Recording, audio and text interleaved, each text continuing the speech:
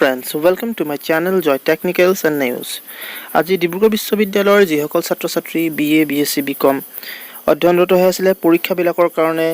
কিছুসকলে পৰীক্ষা দি আছিল কিছুসকলে পৰীক্ষা হয়তো দিয়া নাছিল দিবলৈ তেওঁলোকৰ আসলতে ডেটবিলাক আহিছিল গতিকে সেইসকল ছাত্ৰ-ছাত্ৰীৰ কাৰণে ডিব্ৰুগড় বিশ্ববিদ্যালয়ে আজি এখন নোটিছ যেটো উলিয়াইছে আৰু সেই নোটিছখন পৰীক্ষা সংক্ৰান্তত হয় গতিকে আপোনালোকক আজি মই সেই নোটিছখনৰ সম্পৰ্কে সবিশেষ জনাবলৈ চেষ্টা কৰিম আৰু আপোনালোকে ভিডিওটি শেষলৈকে চাই থাকিব আৰু যদি ভাল লাগে তেতিয়ালে প্লিজ লাইক শেয়াৰ আৰু সাবস্ক্ৰাইব কৰিবলৈ নাপাহৰিব সো ডিব্ৰুগড় বিশ্ববিদ্যালয়ে আজি যেটো পৰীক্ষা সংক্ৰান্তত বহুতো ছাত্ৰ-ছাত্ৰীয়ে যেহেতু পষ্টপনমেন্টৰ ওপৰত বা পৰীক্ষা পিছুৱাই দিয়াৰ ওপৰত তেওঁলোকে আসলতে কথাখিনি উল্লেখ কৰিছিল তেওঁলোকে কৈ আছিল আৰু এইখিনি ওপৰত বেছ কৰি কিনে ডিব্ৰুগড় বিশ্ববিদ্যালয়ে আজি এটা নোটিছ যেহেতু উলিয়াইছে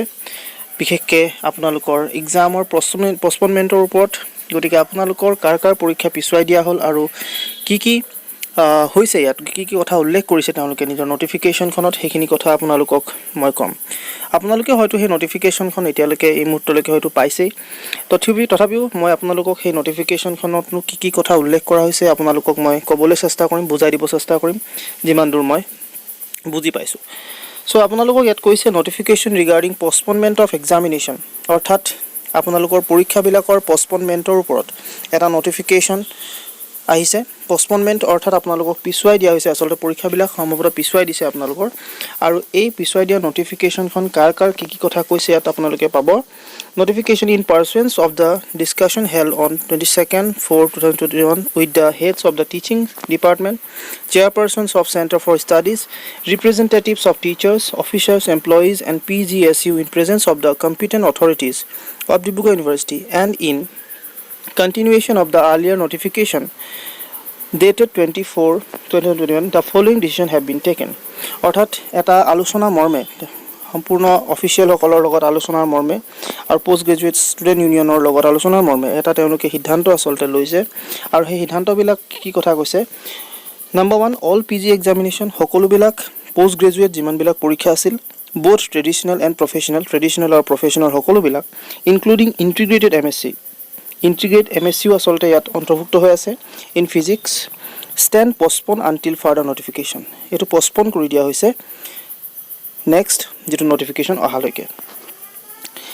next to 2 নম্বৰত কৈছে all UG professional examination undergraduate যিবিলাক professional examination আছে including B.Ed B.Tech LLB BA LLB BCom LLB BBA LLB stand postpone until further notification এই পৰীক্ষাবিলাকো আসলতে তেওঁলোকে পিছুৱাই দিছে পিছৰ জাননী অহালৈকে তাৰ পিছত 3 নম্বৰটো আপোনালোকৰ কাৰণে খুব প্ৰয়োজনীয় The BA BSc BCom examination under CBCS mode to be held from 26th April 2021 stand postponed until further notification অৰ্থাৎ BA BSc BCom examination যিসকল CBCS আন্ডাৰত পৰীক্ষা হ'ব লগা আছিল 26 এপ্ৰিলৰ পৰা তেওঁলোকৰ পৰীক্ষাবিলাক পিছুৱাই দিয়া হৈছে পষ্টপন কৰিছে নেক্সট নোটিছ অহালৈকে সো আপোনালোকৰ পৰীক্ষাবিলাক যেতিয়া পাতিব আপোনালোকক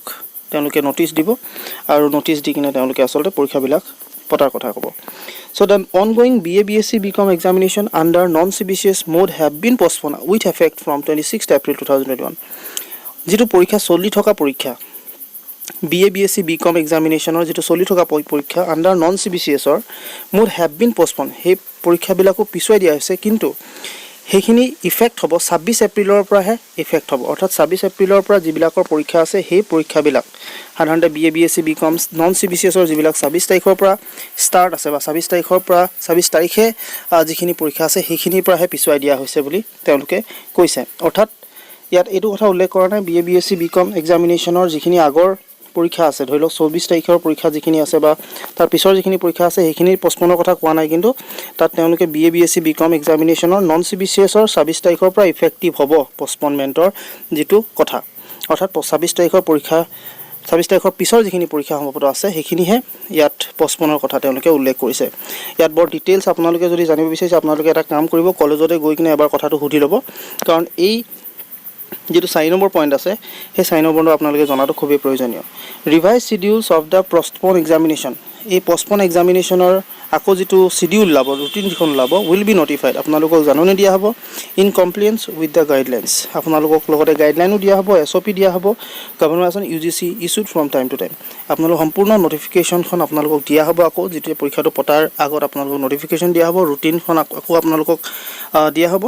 গতিকে তাৰ ওপৰত বেছ কৰি আপোনালোক আকৌ পৰীক্ষাবিলাক হ'ব সো এইকেইটা পৰীক্ষা আপোনালোকক পিছুৱাই দিছে CBCSৰ যিখিনি পৰীক্ষা আছিলে 26 এপ্ৰিলৰ পৰা হোৱা সেইখিনি পৰীক্ষা পিছুৱা হ'ল নন CBCSৰ BA BSc BComৰ পৰীক্ষাবিলাক